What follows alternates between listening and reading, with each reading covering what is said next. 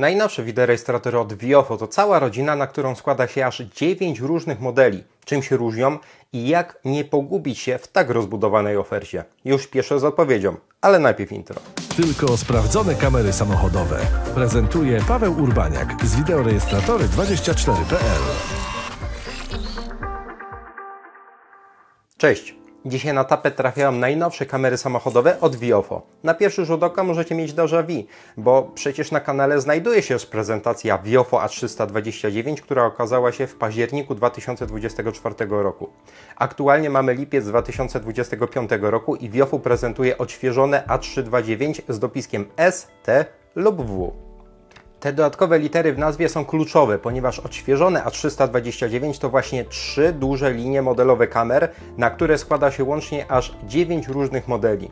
Już tłumaczę, o co w tym wszystkim chodzi. Zacznijmy od A329 z dopiskiem S. Jest to tak zwana linia standardowa. Dostępne opcje to tylko przód, tył oraz szczególnie polecana przód plus tył plus niezwykle szeroki, wiele potrafiący moduł wewnętrzny. Dalej mamy linię A329 z dopiskiem T. Jest to linia kamer z fenomenalnie skutecznym teleobiektywem, czyli każda A329T ma, uwaga, 2 moduły kamer, które skierowane są do przodu. Klasyczny moduł główny oraz taki teleobiektyw. Do tego zdecydowanie warto skierować się w stronę obu wariantów A329T z oznaczeniem 3CH, gdzie mamy właśnie 2 kamery patrzące w przód i jeszcze kolejny moduł tylny, który teraz może być albo klasycznie wewnętrzny, albo posiadać uszczelnienia pozwalające na montaż zewnętrzny. I tutaj spoiler alert, to właśnie A329T 3CH wydaje się najciekawszą, przynajmniej w mojej ocenie, propozycją, ponieważ jest to najskuteczniejsza kamera do nagrywania przodu i tyłu ze wszystkich wideorejestratorów dostępnych na rynku. Na koniec mamy jeszcze linię A329 z dopiskiem W, czyli linia z 1 lub 2 wodoodpornymi modułami. W tym przypadku szczególnie polecana będzie opcja łącząca przód z wnętrzem i kamerą zewnętrzną, chociaż już widziałem robiący wrażenie po instalacji setup z 2 modułami zewnętrznymi, który będzie pewnie mega niszowym rozwiązaniem, ale robiącym wrażenie, no i dającym takie unikalne możliwości do monitorowania tyłu po części boków. I właśnie ta mnogość i różnorodność modeli jest pierwszym z głównych zalet kamer Viofo A329S, T i W, czyli swoboda wyboru z możliwością dopasowania do indywidualnych potrzeb. Otrzymujemy zawsze taką samą jednostkę główną, jedynie z odmiennym softem, z różniącymi się diametralnie za to modułami kamer dodatkowych. Jak wspomniałem przed chwilą, jednostki centralne w A329S TW zawsze są te same, oparte o flagowy przetwornik Sony Starvis 2 i IMX678 4K HDR. W modułach dodatkowych, niezależnie od rodzaju, znajdziemy natomiast zawsze Sony Starvis 2 i IMX675, czyli 2,5K HDR. Oznacza to, że w wariantach z oznaczeniem 3CH mamy łącznie aż 3 przetworniki Starvis 2. Wszystkie mogą być jednocześnie aktywne z trybem HDR, mogą działać z trybem Auto HDR, tutaj pod tym względem super rozwiązane. Wynika z tego wprost druga z głównych zalet kamer Viofo A329 STW, czyli jakość i skuteczność rejestrowanego materiału. Zapraszam teraz na krótką prezentację tego, jak właściwie nagrywają kamery z rodziny A329 STW, bo jest na co popatrzeć. Kamera z modułu głównego wyróżnia się rozdzielczością. Mamy tutaj aż 4K. Przy podłączonej tylko jednej kamerze dodatkowej, czyli w konfiguracji oznaczonej jako 2CH, mamy możliwość zapisu 4K w 60 klatkach na sekundę. Nagrania takie odznaczają się zwiększoną płynnością. Zwiększona nie jest jednak skuteczność, więc w przypadku omawianych tutaj wideorejestratorów dla uzyskania takiej maksymalnej skuteczności wybieramy warianty oznaczone jako 3CH, czyli 3-kanałowe i nagrywamy w 30 klatkach na sekundę. Jak widać, w pogodny dzień mamy wysoką szczegółowość, ale tego właśnie przecież oczekujemy od kamer z najlepszymi możliwymi podzespołami. Podobnie jest w nocy. Jest skuteczny HDR, a konkretnie Auto HDR, który włącza się automatycznie o określonej porze, czyli potrafi przestawić się samoczynnie w sposób optymalny, aktywny w nocy i nieaktywny za dnia. Ale ponownie, właśnie tego oczekujemy i często to właśnie oferują nowoczesne kamery samochodowe. Wysoka skuteczność w pogodny dzień i w nocy. Standardowo również schody zaczynają się, kiedy jest mniej pogodnie. Pochmurny, deszczowy dzień to od dłuższego czasu najbardziej wymagające dla kamer samochodowych warunki. Zrobiłem o tym, czyli o tych trudnościach ze skutecznym nagrywaniem, cały osobny materiał, do którego zapraszam i do którego link znajdziecie w opisie. Stosując się do własnych sugestii zamieszczonych w tamtym wspomnianym materiale, te same warunki, ten sam przejazd, identyczna 329S zamontowana zaraz obok, ale z korektą ekspozycji ustawioną na wartość maksymalną, czyli w tym przypadku -2 EV.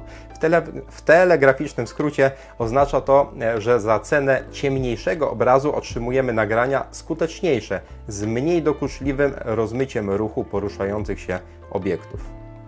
Jak widać, taka prosta korekta ekspozycji zupełnie zmienia skuteczność kamery i w takich warunkach po prostu załatwia sprawę. Tutaj tylko taka gwiazdka, że w momencie premiery materiału jest lipiec i to, co wystarczające teraz, przestanie wystarczać w deszczowy dzień w październiku. Jednak i na to jest sposób w postaci jeszcze skuteczniejszej kamery i dla śledzących kanał nie będzie teraz zaskoczeniem, że przejdę teraz do teleobiektywu. Moduł teleobiektywu, czyli mój osobisty faworyt. Nie jest to całkowita nowość, ponieważ na kanale znajdziecie mój test poprzednika sprzed niemal równo roku. Link zamieszczony naturalnie w opisie, ale o ile w przypadku poprzednika uzyskanie zestawu przód plus tył z teleobiektywem z uwzględnieniem tego bezkompromisowego teleobiektywu wymagało właśnie trochę komplikacji z przenoszeniem kanału wewnętrznego na szybę tylną, teraz nie ma już żadnych kombinacji. Jest po prostu zestaw Viofo A329 z oznaczeniem T w wariancie 3CH i już.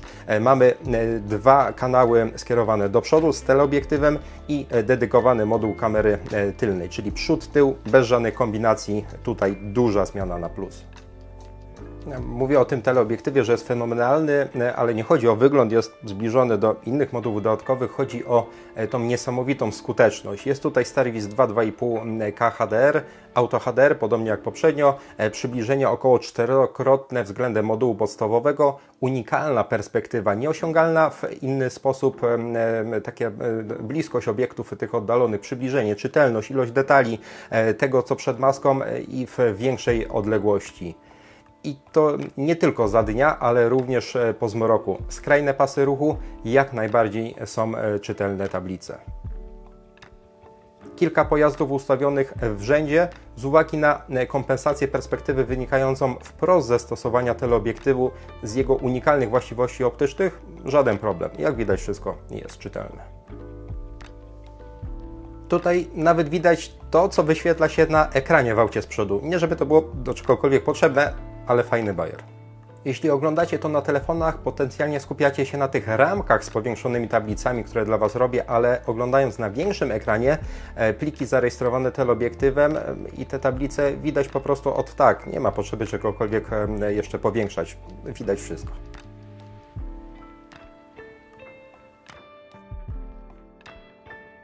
Zerknijmy więc jeszcze ponownie na trudniejsze dla kamer samochodowych warunki. Pochmurny, deszczowy dzień. Mamy dokładnie ten sam efekt jak w przypadku modułu głównego, za sprawą niepotrzebnie długiego czasu naświetlania każdej klatki.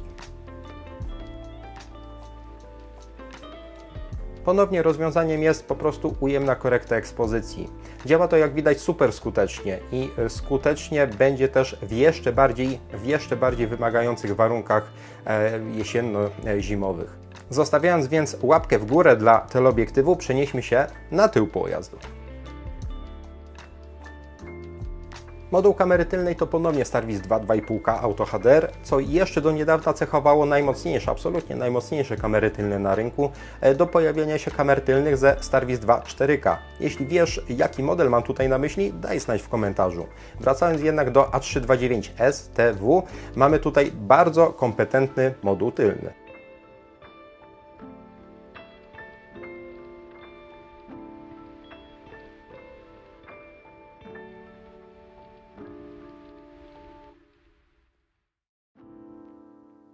Należy jednak zauważyć, że słabiej radzi sobie już po zmroku. słabiej radzi sobie ponownie w taki deszczowy, pochmurny dzień. Czyli co, znowu ujemna korekta ekspozycji? Generalnie tak, tylko tutaj z taką gwiazdką, że w przypadku modułów tylnych jest to dość często utrudnione. Widzicie tutaj na nagraniach to, co kamera nagrywa przez szybę bez przyciemnienia. Jeśli mamy szybę tylną przyciemnioną, to dalej kamery tylne stosować warto. Stosowny test znajdziecie tutaj na kanale, link w opisie. Po prostu przy kombinacji wysoki stopień przyciemnienia plus ujemna korekta ekspozycji z tyłu dochodzimy do momentu, że w ciemności już mało co na tych nagraniach po prostu widać, jest bardzo ciemno. Szczęśliwie w tej generacji kamer jest znakomite rozwiązanie w postaci modułu kamer zewnętrznych. Jeśli więc masz całkowicie nieprzejrzystą szybę tylną, montażysta może po prostu wyprowadzić moduł kamery na zewnątrz. Będzie wtedy wprawdzie narażona na czynniki atmosferyczne, ale jest uszczelniona i jej widok nie będzie przesłonięty. Dodatkowo, aby później to nie uciekło, duży plus dla producenta, że moduły zewnętrzne od razu mają 2 metry dłuższe przewody sygnałowe. Brawo i montażyści lubią to. Ok, czyli mieliśmy już moduł główny, teleobiektyw, moduł tylny, a co jeśli zależy nam na rejestrowaniu boków? Moduł kamery wewnętrznej, ale z tak szeroką optyką, że po części rejestruje również to, co po bokach poprzez szyby boczne pojazdu. I praktycznie od równych 5 lat analogiczne stwierdzenia przewijają się przez materiały z różnymi kamerami wewnętrznymi. Co w takim razie rzeczywiście nowego wnosi moduł kamery wewnętrznej we flagowych Viofo? Pierwsza sprawa, tym razem mamy naprawdę rozległe pole widzenia. Bardziej obrazowo, tyle widzi kamera z szerokokątnym modułem wewnętrznym, tyle widzi jeszcze szerszy moduł wewnętrzny. Można przyjąć, że to, co teraz właśnie widzicie, jest to taki obecny rynkowy standard i to już sprawdza się naprawdę super. A tyle widzi nowe Viofo. To też nie jest tak, że nie było kamer z takim charakterystycznym obiektywem typu rybie oko. Zawsze był to jednak taki pewna nisza, było to niszowe rozwiązanie. Tym razem po raz pierwszy widzę realny potencjał na to, aby upowszechnić tego typu rozwiązanie ze względu na taką rzeczywistą skuteczność. Spójrzcie na to. Na rynku są wideorejestratory, które nie potrafią tak z modułu głównego, przedniego. A tutaj proszę, moduł wewnętrzny. Naprawdę fenomenalnie skuteczny.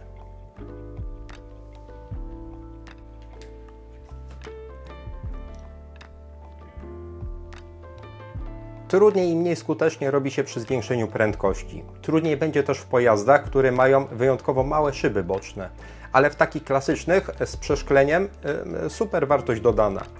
I to w trybie jazdy, nie wspominając jeszcze o monitorowaniu parkingowym. Przejazdy przez miasto, drogi osiedlowe, skrzyżowania, ronda, taki częściowy monitoring boków pozwoli wtedy naprawdę lepiej odnaleźć się w sytuacji na drodze. Jeśli przykładowo w trakcie objeżdżania ronda coś by się stało od boku, to nie będzie tego widać ani na kamerze przedniej, ani tylnej. Generalnie monitorowanie boków pojazdu to takie niedoceniane zagadnienie. Wspomniałem, że w nowych Viofo kamera wewnętrzna widzi super szeroko i jest to rybie oko. Jest też programowa korekcja dystorsji, czyli tych charakterystycznych zniekształceń, więc jeśli ktoś woli, można sobie wszystko ładnie wyprostować. Aczkolwiek osobiście najczęściej zerkałem na materiały bez korekty. Skoro głównym wyróżnikiem tej kamery jest kąt widzenia, to wolę go nie ograniczać. W module wewnętrznym ponownie, tak jak i w innych, znajdziemy Starvis 2 z Auto HDR, ale tym razem zdecydowanie rekomenduję stałe włączenie HDR. W kamerze wewnętrznej po prostu różnice w jasności tego, co we wnętrzu auta i na zewnątrz, są na tyle duże, że tylko aktywny HDR pozwala je kompensować. Na wyposażeniu standardowo dla tego typu konstrukcji mamy również diody doświetlające, emitujące światło podczerwone, które stosowane mogą być z automatycznym włączeniem, co polecam zrobić, a które rozjaśniają wnętrze w całkowitych ciemnościach. Tak więc mamy w tym przypadku moduł wewnętrzny nowej generacji z nowoczesnym przetwornikiem, ze skutecznym HDR, z niezwykle szerokim polem widzenia dla rejestracji wnętrza, boków, no i będącym osobnym modułem, co zapewnia dużą swobodę już po montażu w pojeździe. W komentarzach pojawiło się pytanie o miejsce montażu modułu wewnętrznego. Przy tak szerokim polu widzenia właściwie dowolnie. Zakładam, że najczęściej będzie montowany po prostu do obudowy lusterka wstecznego. Kamera widzi już tak szeroko, że nie trzeba kombinować, aby umiejscowić ją przykładowo bliżej przodu pojazdu, czy też na szybie właściwie. Właściwości optyki załatwią tutaj sprawę. Montujemy z grubsza w osi pojazdu i już. Mamy za sobą nagrywanie w czasie jazdy. 3 A329 STW utrzymają formę przy monitorowaniu parkingowym? W skrócie tak. Wszystkie moduły nagrywają, wszystkie mają detekcję ruchu, po prostu uzupełniają się zakresem. Dodatkowo do wyboru mamy wiele możliwości ustawień trybu parkingowego oraz pewne nowości. Do dyspozycji producent oddaje low bitrate, czyli nagrywanie z obniżonym bitrate do poziomu około 4 megabitów na sekundę dla każdego z modułów, czyli niski strumień danych, ale przez to, że nagrywamy statyczne sceny, bo rozgrywające się w czasie postoju pojazdu, sprawdza się to dobrze. Detekcja ruchu. Buforowana detekcja ruchu, nagrywanie około 45-sekundowych plików dla każdego modułu, z tego około 13 sekund przed wystąpieniem zdarzenia. Detekcja ruchu działa ze wszystkich modułów, strumień danych jest mniej, ale jednak też ograniczony. Kamera przednia ma przepływność ograniczoną do około 12,5 megabita na sekundę, natomiast każdy z modułów dodatkowych do około 8 megabitów na sekundę. Timelapse, czyli nagrywanie poklatkowe 1, 2, 3, 5, 10 klatek na sekundę. Możemy to sobie zmieniać w ustawieniach, czyli możemy regulować tym samym stopień tego przyspieszenia nagrania. Rozdzielczość i bitrate pozostają takie, jak w czasie jazdy. Zwraca uwagę tryb Super Night Vision tylko przy jednej klatce na sekundę timelapse. Generuje znacząco jaśniejszy obraz w warunkach nocnych, za cenę jednak zwiększonego rozmycia poruszających się obiektów. Czyli jeśli coś się porusza, jest rozmyte, ale ogólnie jest jasno, nawet bardzo jasno. Czyli na ten moment dokładnie tak jak w poprzedniku, tyle że z szerszym zakresem dzięki opcji aż 3 kanałów. Ale są też nowości, czyli tryb niskiego poboru mocy, Low Power Impact Detection, czy też wykrywanie wpływu w nieszczęsnym polskim tłumaczeniu. Jest to po prostu detekcja wstrząsów, oferuje długotrwałe działanie za cenę niższego poziomu ochrony. Po wykryciu wstrząsu kamera wybudzi się i rozpocznie nagrywanie po około 2 sekundach od wystąpienia impaktu, czyli dosyć szybko, nawet bardzo szybko się wybudza, jeśli chodzi o tego typu tryby u konkurencji. Ale jak to? Viofo wprowadziło po prostu detekcję tylko z G-sensora, czyli tylko z czujnika przeciążeń, coś znanego z kamer właściwie wszystkich innych niż Viofo producentów kamer samochodowych już od lat? I tak i nie. Viofo, wynajdując koło od nowa, dodaje opcję hybrydowego trybu, który działa następująco. Kamera nagrywa do pewnego momentu z niskim bitrate'em w trybie timelapse lub w trybie wykrywania ruchu, a następnie przełącza się tylko na detekcję wstrząsów. Może to nastąpić w 2 przypadkach. Po osiągnięciu ustawionego z poziomu kamery napięcia, niestety ta opcja wymaga adaptera zasilania oznaczonego HK6, Viofo HK6, który nie był jeszcze dostępny w momencie przygotowywania tego materiału. Jeśli natomiast oglądasz to później, zerknij do ogłoszenia, do którego link znajdziesz w opisie. Potencjalnie Viofo HK6 jest już dostępny. No ale okej, czy to znaczy, że kamery nie można w takim razie jeszcze kupić, bo trzeba czekać na nową wersję adaptera? No nie. Kamera działa ze starszym adapterem Viofo HK4. Hybrydowy tryb również będzie wtedy realizowany, ale na innej zasadzie, na zasadzie timera. Czyli przykładowo sprawdzamy, że w naszym pojeździe będziemy tracić pełną ochronę po x godzinach, bo nastąpi odcięcie zabezpieczenia akumulatora przed nadmiernym rozładowaniem, które ustawia się z worką na samym adapterze. Wtedy, znając tę wartość, odejmujemy od niej powiedzmy godzinę czy 2, ewentualnie trochę więcej, jeśli weryfikujemy latem, a nie zimą, i ustawiamy wtedy timer. Dostępne są wartości od pół godziny do aż 48 godzin, tak więc bardzo szeroki jest zakres ustawień. Wtedy kamera krótko przed tym, zanim zadziała zabezpieczenie przed nadmiernym rozładowaniem akumulatora, przejdzie w tryb niskiego poboru. Będzie mogła wtedy jeszcze długo chronić pojazd. Szczegółowe wartości poboru widzicie teraz na ekranie, ale różnica może być przeszło 10-krotna pomiędzy tym trybem niskiego poboru, a tymi trybami pełnymi, takimi aktywnymi. Więc super rozwiązanie i efektywne wydłużenie czasu rzeczywistej ochrony. Kończąc wątek monitorowania parkingowego, mamy też osobne sterowanie GPS i HDR w trybie parkingowym. Osobno dla trybu jazdy i dla trybu parkingowego. Osobny wybór nośnika zapisu danych, osobno dla jazdy, osobno dla trybu parkingowego. No, pełno użytecznych opcji. Jeszcze taka ciekawostka. Przy testowanej wersji oprogramowania kamera w przeciwieństwie do swoich poprzedników nie przechodziła w tryb parkingowy po kilku minutach pozostawania w bezruchu.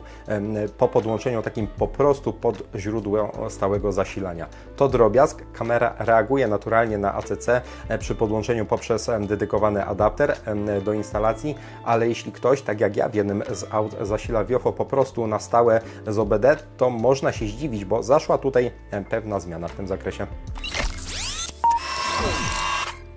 W telegraficznym skrócie jeszcze jedna ciekawa nowość, czyli multiplexowanie plików, łączenie nagrań z 3 lub 2 kanałów w jednym pliku. Niby nic, są też aktualnie w naszej ofercie 2 inne modele, które potrafią w różnej formie coś takiego podobnego robić, ale Viofo uderzyło z grubej rury, ponieważ mamy rozdzielczość aż 3840 na 3240 pikseli, 65 megabitów w opcji podłączenia 3 kanałów. Oraz aż 7680 na 2160p 30 fps 72 megabity, czyli to się robi 8K przy łączeniu zapisu z 2 kanałów. Jeśli Twoje urządzenie, na którym odtwarzasz pliki, daje radę z płynnym odtwarzaniem 8K, to od razu prosto z kamery uzyskasz efekt, jaki ja zawsze muszę dopiero tworzyć w postprodukcji. Super ułatwienie przy analizowaniu bardziej złożonych zdarzeń drogowych, a wiem, że często klientom odnalezienie się w plikach może sprawić trochę trudności. Dzięki funkcji multiplexowania, czyli tego łączenia materiałów, mamy naraz nagrania z 2 lub 3 modułów, czyli 2 lub 3 razy mniej plików na nośniku pamięci i od razu odtwarza się zsynchronizowany materiał ze wszystkich modułów. Niby nic takiego, ale ponownie wielu osobom ułatwi to życie z kamerą. Brawo, Viofo! Viofo A329S, T lub W potrafią jeszcze o wiele więcej niż tutaj wymieniłem. Przykładowo zapis danych może odbywać się na karty pamięci, ale jeśli 512 GB to dla kogoś zbyt mało, mogą zapisywać na dyskach SSD o pojemności nawet 4 TB. Za połączenie z aplikacją odpowiada super szybkie Wi-Fi w standardzie 6, ale takie być też praktycznie musi, z uwagi na to, że znakomicie wyglądające nagrania muszą po prostu zajmować dużo miejsca na nośniku. Bardzo wiele uwagi w tej prezentacji poświęciłem temu, jak kamera nagrywa, a nie wspomniałem nawet o możliwości zmiany proporcji nagrań z 16:9 na bardziej panoramiczne 21:9. Ustawień i możliwości jest tutaj naprawdę bardzo wiele. Są to po prostu nowoczesne wideorejestratory samochodowe, które potrafią tak wiele. Czerpią pełnymi garściami z dorobku swoich poprzedników, ale dodają jeszcze szereg nowości i dalszych udoskonaleń. Wszystkie dostępne możliwości i ustawienia znajdziesz w osobnych sekcjach na karcie produktowej. Jeśli więc czujesz taki niedosyt, jeśli chodzi o omówienie tych poszczególnych niuansów i szczególików, tych dodatkowych ustawień, zapraszam do lektury. Natomiast Viofo A329 serii S, serii T, serii W to całościowo znakomite, nowoczesne kamery samochodowe występujące w bardzo wielu różnych wersjach, które sprostają wymaganiom przeróżnych użytkowników. Różne pojazdy, różni użytkownicy, różne wymagania. A329 po prostu są dostępne takie, jakich potrzebujecie. Czy są one idealne? Na pewno nie. Dla niektórych zabraknie internetowej chmury, dla niektórych ostrzegania o fotoradarach, a ktoś będzie preferował jeszcze jakieś inne, bardziej niszowe, ale tutaj akurat niedostępne funkcje. Ale całościowo, jeśli szukasz kamery skutecznej w czasie jazdy i w czasie postoju, to zdecydowanie Viofo A329S, T lub W to jeden z pierwszych wyborów i pierwszych naszych rekomendacji. Przynajmniej dla mnie. A dla Ciebie? Daj znać w komentarzu, co Ci się w nowych Viofo podoba, a co się nie podoba. A może już używasz takiej kamery? Jeśli tak, to na jaki wariant się zdecydowałeś bądź zdecydowałaś? Daj znać w komentarzu. Dzięki za uwagę, cześć i do następnego. Subskrybuj nasz kanał na YouTube, obserwuj media społecznościowe i stronę wideorejestratory24.pl.